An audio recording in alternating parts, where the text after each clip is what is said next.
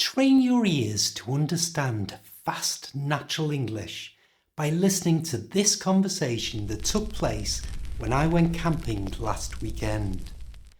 Don't worry if you don't understand every single thing that you hear, because after I'll take you through everything that was said, including how to pronounce things so you can sound more like a native English speaker.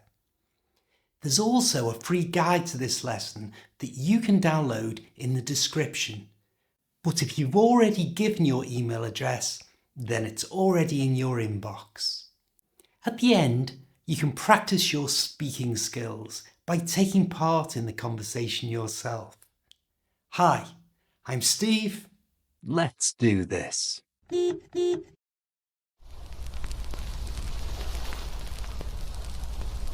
Penny for your thoughts? I was just thinking about the last time I came camping. It was yonks ago. Same for me. I reckon I was just a nipper back then. I never really took you for the type. What do you mean, the type? The type to do what? You know, do without your creature comforts. If you ask me, this is hardly roughing it, is it? We're not exactly trekking through an African jungle.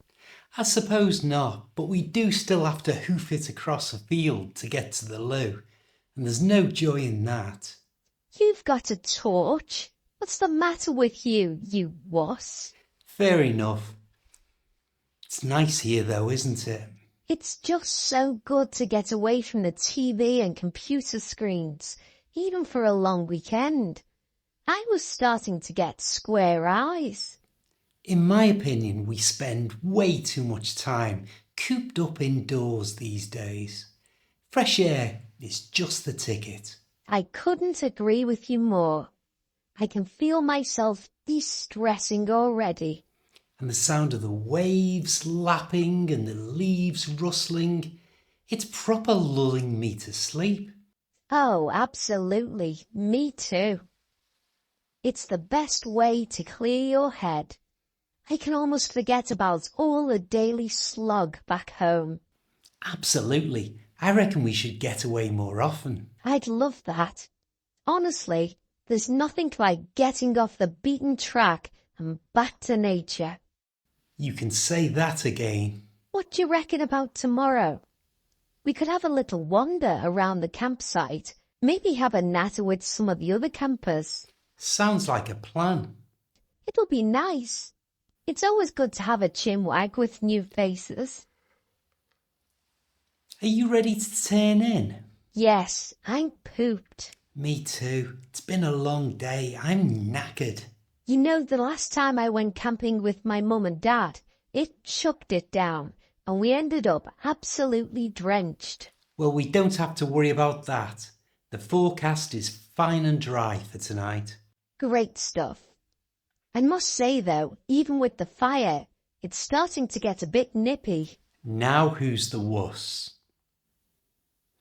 Now you're going to learn the English expressions that you've just heard being used, as well as some pronunciation tips to get you speaking like a native British speaker. Don't forget, you can download the guide from the link in the description. The first thing that was said was, Penny for your thoughts? penny for your thoughts. And this English idiom is a nice way of asking someone what they're thinking about. Penny for your thoughts.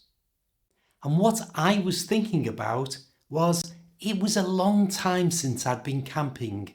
Or as I said, it was yonks ago. It was yonks ago. Kerry then said that it was the same for her, and that she hadn't been camping since she was a nipper, which is another way of describing a young child. A nipper.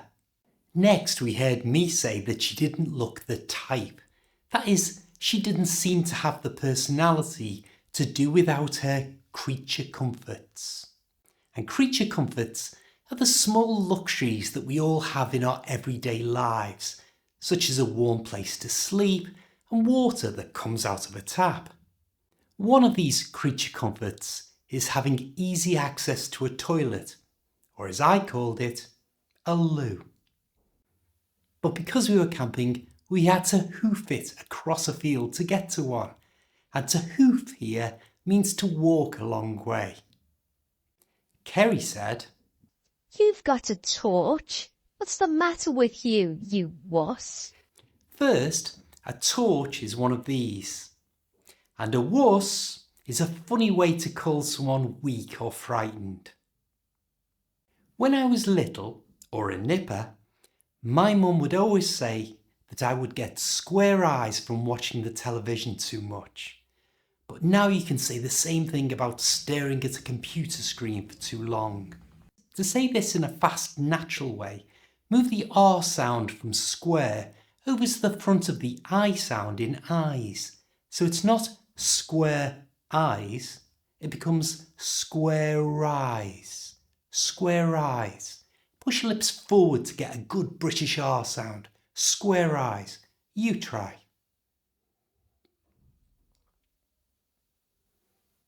But as you heard, it was nice not to be cooped up, which is another way of saying stuck indoors. And I used this idiom. Fresh air is just the ticket. I couldn't agree with you more. Just the ticket, which means exactly what's needed. To say this like a native British speaker, you should join the just, which ends in a t sound, to the, which starts with a t sound, by simply not saying the first t. So it sounds like this. Just the. And at a normal speed, just the. You try. Just the ticket.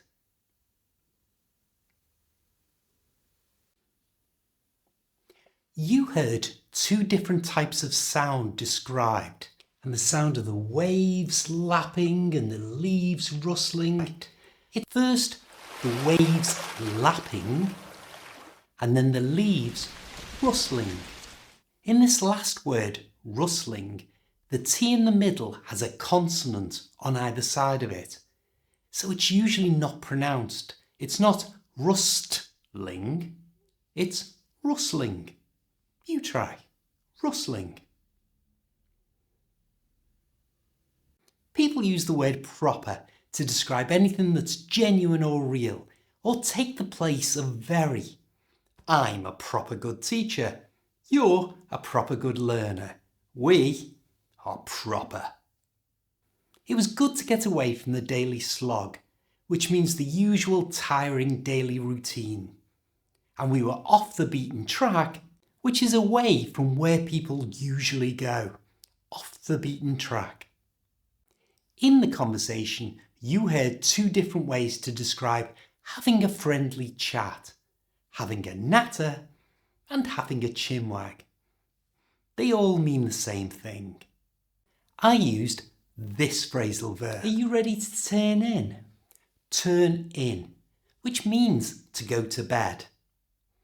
Like most phrasal verbs, we say this as one word by moving the last letter of the first word, in this case turn, over to the front of the next word. So slowly it's turn-in. And at normal speed, turn in. You try. Turn in. Kerry used a really common way of saying it rained heavily. It chucked it down, and we ended up absolutely drenched. It chucked it down. And as a result of it chucking it down, she said that they were drenched, which means very wet. But because of the weather being fine and dry, for us, the worst thing that happened was that she got a bit nippy, which is a very British way of saying a little cold. Now it's your turn to boost your speaking skills by taking Kerry's place in that conversation. Your words will appear on the screen as you need them. For the best results, speak out loud. Now let's go camping.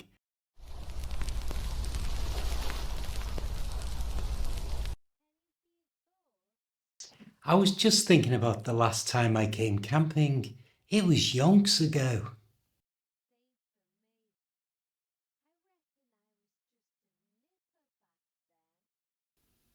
I never really took you for the type.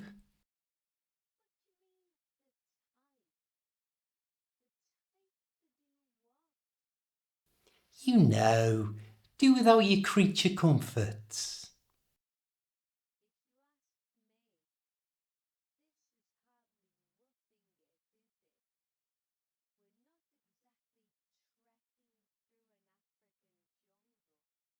I suppose not, but we do still have to hoof it across a field to get to the loo, and there's no joy in that.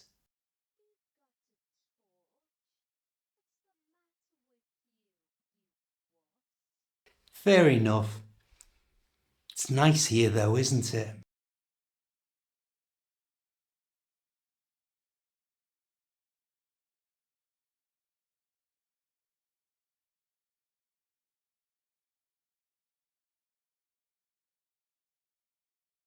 In my opinion, we spend way too much time cooped up indoors these days. Fresh air is just the ticket.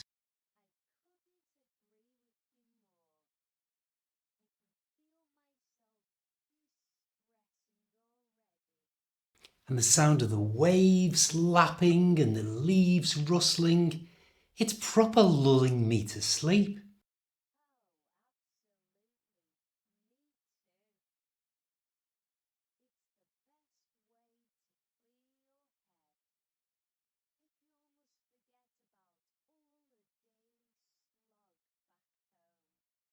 Absolutely. I reckon we should get away more often.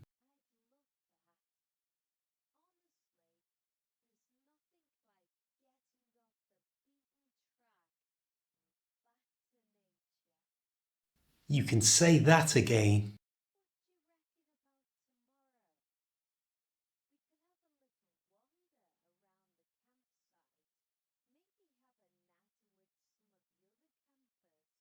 Sounds like a plan.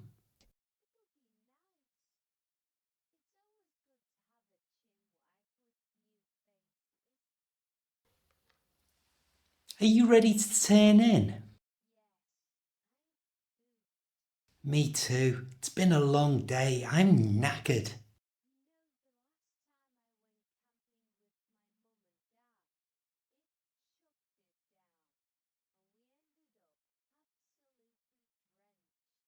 Well, we don't have to worry about that. The forecast is fine and dry for tonight.